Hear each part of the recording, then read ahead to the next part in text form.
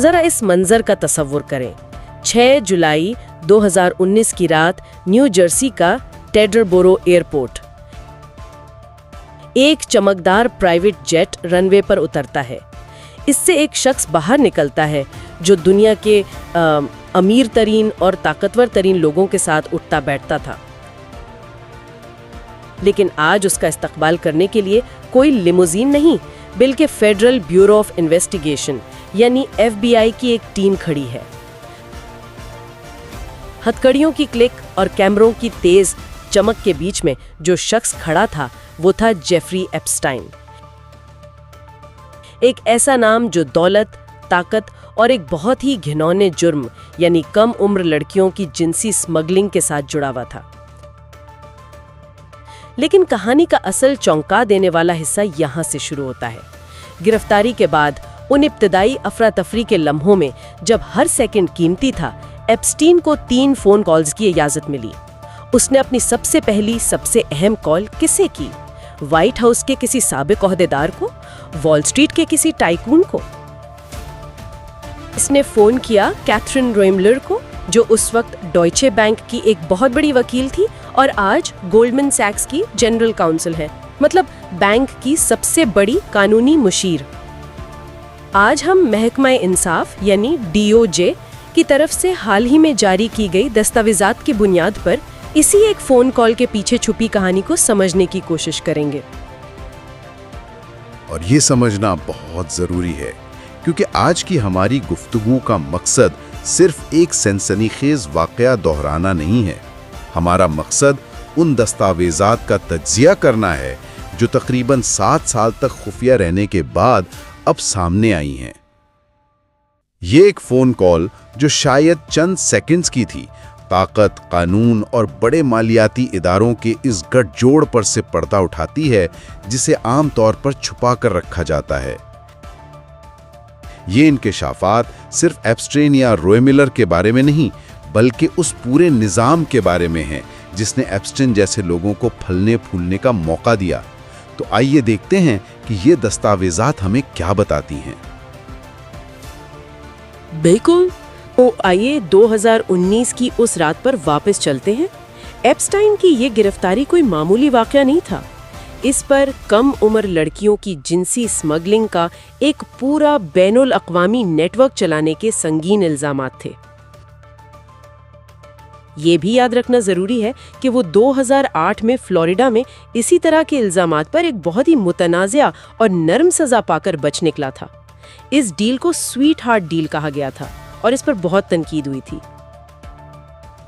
تو 2019 میں جب اسے دوبارہ پکڑا گیا تو سب کو معلوم تھا کہ اس بار معاملہ بہت سنجیدہ ہے اور بچ نکلنے کا کوئی راستہ نہیں۔ اور اسی شدید دباؤ کے عالم میں جب اسے اپنی زندگی کی سب سے بڑی قانونی جنگ کا سامنا تھا، اس نے اپنی پہلی کال کیتھرین رویملر کو کی۔ یہ بات مجھے بہت عجیب لگتی ہے۔ اس کے پاس تو دنیا کے سب سے مہنگے کرمنل وکلا کی فوج ہونی چاہیے تھی، پھر رویملر ہی کیوں؟ وہ تو اس وقت ایک بینک میں کام کر رہی تھی، کوئی کل وقتی کرمنل ڈیفنس وکیل تو نہیں تھی۔ یہ ایک بہترین نکتہ ہے اور یہی اس کہانی کا مرکزی سوال ہے۔ دستاویزات کے مطابق یہ کال صرف چند سیکنڈز کی تھی۔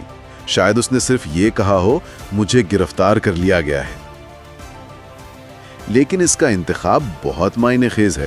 اس نے اپنے پرائمری کرمنل وکیل کو فون نہیں کیا، اس نے ایک ایسے شخص کو فون کیا جو طاقت کے ایوانوں یعنی واشنگٹن DC اور وال سٹریٹ دونوں کی گہری سمجھ بوجھ رکھتی تھی۔ کیتھرین رویملر کا پس منظر بہت متاثر کن ہے۔ وہ صدر اوباما کے دور میں وائٹ ہاؤس کی کاؤنسل رہ چکی تھی، FBI کی چیف آف سٹاف بھی۔ اس کال کا مطلب یہ ہو سکتا ہے کہ ایپسٹائن کو صرف قانونی مشورے کی نہیں بلکہ کسی ایسے شخص کی ضرورت تھی جو نظام کو اندر سے جانتا ہو اور شاید اس پر اثر انداز بھی ہو سکتا ہو۔ وہ اسے اپنی آخری دفاعی لائن یا لائف لائن کے طور پر دیکھ رہا تھا۔ لائف لائن، یہ ایک بہت اہم لفظ ہے اور یہیں سے DOJ کی دستاویزات ایک ایسی تصویر پیش کرتی ہیں جو کسی کے وہم و گمان میں بھی نہیں تھی۔ ان کا رشتہ صرف ایک وکیل اور کلائنٹ کا نہیں تھا، یہ اس سے کہیں زیادہ ذاتی، کہیں زیادہ گہرا تھا۔ दस्तावेजात में शामिल ईमेल से पता चलता है कि रोएमलर एप्स्टाइन को अंकल जेफरी कहकर मुखातिब करती थीं। अंकल जेफरी ये किसी पेशावराना ताल्लुक में तो बिल्कुल इस्तेमाल नहीं होता। एक मिनट, क्या ये मुमकिन है कि हम इस बात को ज्यादा अहमियत दे रहे हों? वॉल स्ट्रीट की दुनिया में इस तरह के गैर रस्मी ताल्लुकात शायद आम हो सकता है ये सिर्फ एक बेजरर मजाक हो। आप इसे इतना संगीन क्यों समझते हैं? अगर कोई आम बैंकर या क्लाइंट होता तो शायद आपकी बात में वजन होता, लेकिन हम यहाँ जेफरी एप्स्टाइन की बात कर रहे हैं। ये ईमेल्स उस वक्त की हैं जब एप्स्टाइन पर जिनसी जराइम के इल्जामात लग चुके थे और वो एक रजिस्टर्ड सेक्स ऑफेंडर था। ऐसे शख्स के साथ अंकल जैसा करीबी और खानदानी लफ्ज इस्तेमाल करना सिर्फ गैर पेशावराना नहीं, ये इंतहाई गैर मामूली है। इससे जाहिर होता है कि उनके दरमियान एतमाद और कुर्बत की सतह आम कारोबारी ताल्लुकात से बहुत आगे थी, और ये सिर्फ नाम तक महदूद नहीं था। इनके दरमियान महंगे तहाइफ का तबादला भी होता था। एक ईमेल में रॉय मुल्लर लिखती हैं, अंकल जेफरी आपका तोहफा शानदार है। ये किसी बिजनेस डील का शुक्रिया अदा करने वाली ईमेल नहीं लगती। और ये ताल्लुक सिर्फ तहाइफ तक ही नहीं रुका। दस्तावेजात से ये भी पता चलता है कि रॉय मुल्लर ने अपने कैरियर को आगे बढ़ाने के लिए एप्स्टाइन की मदद मांगी थी। ये तो और भी हैरान कुन है। जी हाँ, और ये उस कहानी का एक और अहम पहलू है। रॉय मुल्लर ने गोल्डमैन सैक्स में नौकरी हासिल करने के लिए एप्स्टाइन से मदद की दरख्वास्त की थी। एप्स्टाइन ने न सिर्फ अपने वसी नेटवर्क का इस्तेमाल करते हुए गोल्डमैन सैक्स के आला ओहदेदारों से उनकी सिफारिश की, बल्कि उसने फेसबुक, जो अब मेटा है, वहां भी उनके लिए एक आला ओहदे की कोशिश की। जरा इस सूरत हाल की संगीनी को समझें। एक तरफ कैथरीन रॉय मुल्लर हैं जो व्हाइट हाउस में सदर को कानूनी मशवरे दे चुकी हैं, और दूसरी तरफ वो अपने करियर के लिए एक बदनाम जमाना सजाए याफ्ता जिनसी मुजरिम से मदद मांग रही हैं। ये इस बात की तरफ इशारा करता है कि एप्स्टाइन का असर और रसूख सिर्फ पैसों की वजह से नहीं था, बल्कि वो ताकतवर लोगों को आपस में जोड़ने की सलाहियत रखता था, और लोग उसकी सलाहियत का फायदा उठाने के लिए उसके संगीन जराइम को नजरअंदाज करने पर तैयार थे। ये जाती ताल्लुक और कैरियर में मदद अपनी जगह, लेकिन दस्तावेजात में एक ऐसी बात भी सामने आई है जो सिर्फ गैर पेशावराना नहीं बल्कि सीधी सीधी खौफनाक है। इनमें एक ऐसी ईमेल भी शामिल है जिसमें रोमिलर ने इंसानी स्मगलिंग के मौजू पर एप्स्टाइन के साथ एक मजाक किया है। उन्होंने लिखा, हमारे नेटवर्क को तो बेहतर बनाना पड़ेगा। मैं ये सोच भी नहीं सकती कि कोई शख्स इस मौजू पर कैसे मजाक कर सकता है, खास तौर पर उस शख्स के साथ जिस पर इसी जुर्म का नेटवर्क चलाने का इल्जाम हो। इसे मजाक कहना भी शायद गलत है। ये दरअसल ताकत के नशे और इस्तिस्ना के एहसास को जाहिर करता है। ये इस जहनियत की अलामत है कि जब आप कानून और मालियात के इस बुलंद तरीन दर्जे पर पहुंच जाते हैं तो इंसानी आलमी भी आपके लिए एक बेहिस लतीफ़ा बनकर रह जाते हैं। ये सिर्फ खराब ज़ौक़ नहीं, ये एक इखलाकी इन्हितात का सबूत है। इस तबसरे को इसके पस मंज़र में देखें। रोमिलर इस वक्त डॉइचे बैंक में थी, और डॉइचे बैंक ही वो इदारा था जो एप्स्टीन के अकाउंट्स को संभाल रहा था, जबकि दूसरे तमाम बड़े बैंक इसके साथ काम करने से इनकार कर चुके थे। रोमिलर का काम बैंक को कानूनी खतरात से बचाना था। तो एक तरफ वो एप्स्टीन जैसे हाई रिस्क क्लाइंट के अकाउंट्स को कानूनी तौर पर क्लियर करने के अमल में शामिल हैं, और दूसरी तरफ वो उसी क्लाइंट के साथ इसके मुबैना जराइम पर मजाक कर रही हैं। इससे उनके दरमियान ताल्लुक की नोयत और उस माहौल के बारे में संगीन सवालात पैदा होते हैं जहां ये सब कुछ काबिल कबूल समझा जाता था। और जब ये इंकिशाफात हुए तो गोल्डमैन सैक्स, जहां रोइमलर अब जनरल काउंसिल हैं, वहां क्या रद्द अमल था? जाहिर है वहां तो हलचल मच गई होगी। यकीनन इतलात के मुताबिक बैंक के सीईओ डेविड सुलेमान ने एक अंदरूनी मीटिंग में रोइमलर का भरपूर दिफा किया। उन्होंने कहा कि रोइमलर ने बैंक को अपने और एप्स्टाइन के ताल्लुक के बारे में पहले ही बता दिया था कि ये ताल्लुक पेशावराना था और बैंक को उन पर पूरा भरोसा है। लेकिन यहाँ एक बड़ा सवाल पैदा होता है, क्या एक सजा याफ्ता जिनसी मुजरिम जिस पर इंसानी स्मगलिंग के इल्जामात हों, उसके साथ किसी भी किस्म का पेशावराना ताल्लुक रखना दुनिया के सबसे बड़े इन्वेस्टमेंट बैंकों में से एक की आला तरीन कानूनी मुशीर के लिए मुनासिब है? बैंक के अंदर भी बहुत से मुलाजिमीन ये सवाल उठा रहे हैं। ये वाकया गोल्डमैन सैक्स और डॉयचे बैंक जैसे इदारों की साख पर एक बहुत बड़ा धब्बा है। डॉयचे बैंक पर तो पहले ही एप्स्टाइन को खिदमत फराहम करने पर $150 मिलियन का जुर्माना हो चुका है। ये नई मालूमात उन जख्मों को फिर से हरा कर रही हैं। तो क्या डेविड सुलेमान का अपनी जनरल काउंसिल का दिफा करना सिर्फ कंपनी की साख बचाने की एक रस्मी कोशिश है, या इसमें कुछ और भी है?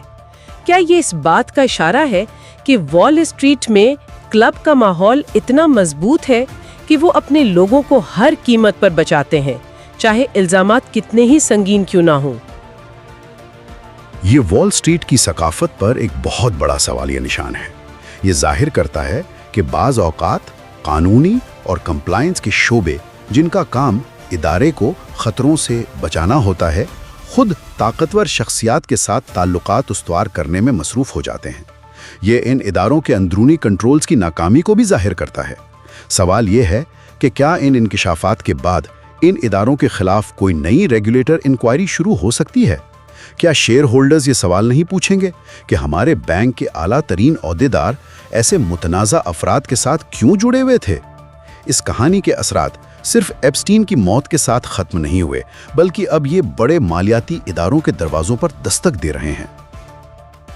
और हमें ये भी नहीं भूलना चाहिए कि ये ईमेल्स का तबादला 2019 में एप्स्टाइन के गिरफ्तारी और जेल जाने तक जारी रहा। फिर जेल में इसकी पुरअसरार मौत वाक़ हो गई, जिसे सरकारी तौर पर खुदकुशी करार दिया गया, लेकिन इस पर आज तक साजिशी नज़रियात मौजूद हैं। बिल्कुल, इस टाइमलाइन को देखें तो एक परेशान कुन तस्वीर बनती है। इनका ताल्लुक बरसों पर मुहित था। ईमेल्स का सिलसिला गिरफ्तारी तक जारी रहा। गिरफ्तारी के पहले लम्हे में पहली कॉल रोइमलर को की गई और फिर चंद हफ्तों बाद एप्स्टाइन मुर्दा पाया गया। ये सवालात को जन्म देता है, क्या रोइमलर के पास कोई ऐसी मालूमात थी जिन्हें एप्स्टाइन अपनी आखिरी उम्मीद समझता था? क्या पहली फ़ोन कॉल इसी सिलसिले की एक कड़ी थी? क्या वो उससे किसी ऐसी मदद की तवक्को कर रहा था जो शायद कानूनी दायरे से बाहर हो?